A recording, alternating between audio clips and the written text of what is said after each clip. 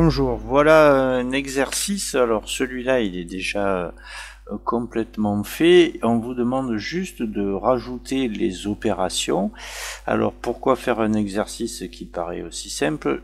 Pour vous montrer que lorsqu'on est en train de faire des calculs, il faut absolument penser à gagner du temps et non pas en perdre. C'est-à-dire que nous avons à remplir ici les cellules qui contiennent les soldes jusqu'en bas.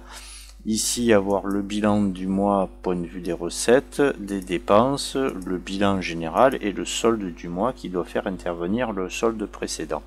Donc, si vous pensez normalement, vous allez dire, donc ici, je dois donc faire ces 990 plus la recette que j'ai eue, dessous, donc le chiffre précédent moins en dépenses, etc., etc. Donc là, vous allez perdre du temps et établir à chaque fois une formule différente. Donc le but du jeu, c'est de travailler non pas avec les chiffres que vous voyez, mais avec les cellules, qui permet à Excel de travailler plus rapidement et donc par la même occasion à vous. Donc là, il me faut quoi? Il me faudra toujours le solde précédent, plus les recettes, moins les dépenses. Donc pour nous, utiliser une cellule qui contient un 0 est quasiment absurde, mais ça me permet d'établir une formule que je vais pouvoir recopier jusqu'en bas.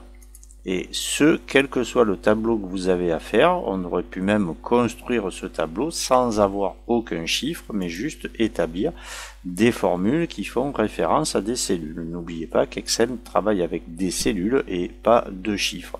Tant qu'il n'a pas de calcul à faire, pour lui, la cellule qui est 990 ou du texte ou un autre chiffre, pour lui, c'est absolument la même chose. Donc, une fois qu'on a fait ça, on va vérifier ici en faisant le bilan du mois, point de vue des recettes. Donc là, je fais somme automatique. Alors attention, il remonte et il va s'arrêter ici dès qu'il va trouver une cellule vide. Donc je vais attraper ça, je vais remonter jusqu'à la première ligne qui contient une recette, enfin la première ligne qui contient un des chiffres. Donc là, j'ai en recette 389. Je ne suis pas obligé de répéter l'opération parce que là, c'est la somme des dépenses qu'il me faut. Donc là, je vais recopier sur la droite. Éventuellement, si je veux récupérer la bonne couleur, je clique sur cette cellule et je fais reproduire la mise en forme pour la reproduire ici. J'aurais eu aussi une autre option, celle-là elle est particulière, je fais un copier et quand je viens ici, je fais un collage spécial juste de la formule.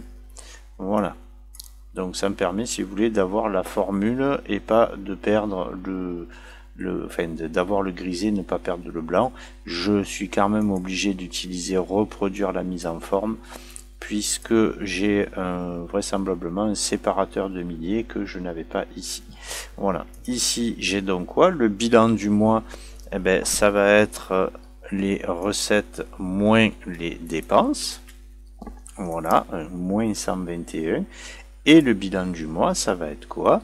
Ça va être le solde précédent plus le bilan du mois, et logiquement, si j'ai pas fait d'erreur dans mes calculs, je devrais retrouver ici le 868,77. Donc juste un petit exercice pour vous montrer que il faut absolument tenir compte des cellules et non pas du contenu des cellules. Donc ça, c'est juste pour pallier au problème que si vous avez fait ici juste recettes ou dépenses et que quelqu'un arrive en disant aujourd'hui le 1er février j'ai dépensé 20 € ici, ça en tient compte, et si vous n'aviez pas tenu compte de cette dépense possible, ça n'aurait pas fonctionné. Donc voilà, toujours prévoir le maximum de possibilités, quitte à ce que ça ne serve pas. Enfin là, ça nous sert pour calculer une ligne sur deux, sans se poser la question de savoir si la cellule est remplie ou pas. Voilà, un petit exercice pour vous apprendre à réfléchir façon Excel. Merci et à la prochaine vidéo.